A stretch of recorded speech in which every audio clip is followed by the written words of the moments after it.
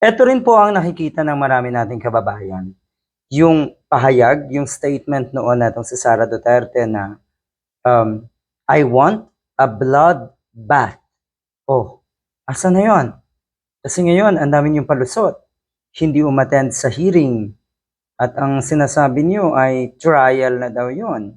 Ang sinasabi pa ng ibang DDS, bakit daw kailangan ni Sara Duterte na magpresenta ng ebidensya laban sa sarili niya, mga bugok.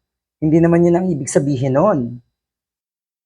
Yung mga unang pagwawala ni Sara Duterte, yung pagbabantaan niya sa nasa Malacanang, sa tingin ko yun din ay isa sa paraan niya para ipakita niya na meron siyang natitirang tapang. Pero nawala na lahat yan. Wala na. Zero tapang na ito. Tapang-tapangan na lang siguro. Ano ho, tignan nyo naman ngayon kung gaano kabait.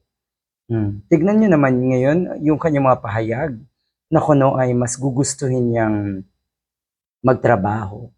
Kailan ka pa nagtrabaho? Damuha ka.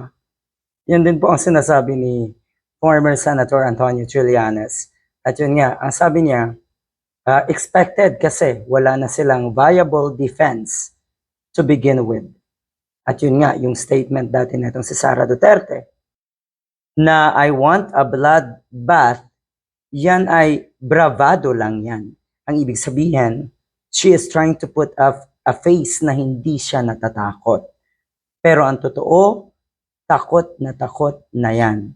Yung mga ganitong klaseng leader talaga, dapat wala tumpuang sa atin, sa ating lipunan.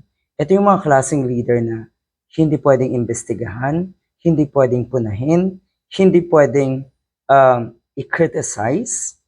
Pero ang totoo niyan, sila yung gumagawa ng pag-criticize, pagpuna, paninira sa kapwa. Huwag na huwag niyong sisiraan ng mga katulad ni Sara Duterte.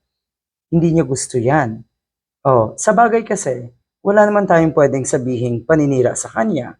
Dahil ang totoo niyan, sarili niya. Sila ang naninira sa sarili nila. Itong mga diehard, alam nila pinaglololokos sila ng mga Duterte. At siguro naman alam din ng mga Duterte na sila ay ginagamit din lang ng mga DDS, lalo na po yung mga vloggers. Sa mga fake news ngayon, mantakin mo, sobrang lala ng fake news ngayon.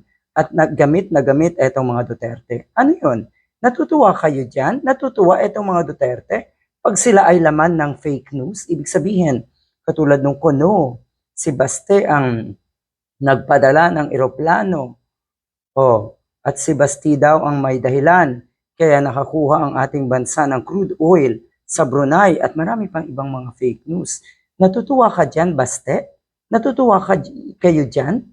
Na ang ibig sabihin din, nagagaguhan kayo, mga Duterte at ang kanilang mga supporters. Ako'y naniniwala kay former Senator Antonio Trillanes. Walang lusot itong si Sara Duterte at excited tayong lahat sa mangyayari sa April 14 dahil harap na nga bilang testigo itong si former Senator Trillanes at si Ramil Madriaga. Good luck.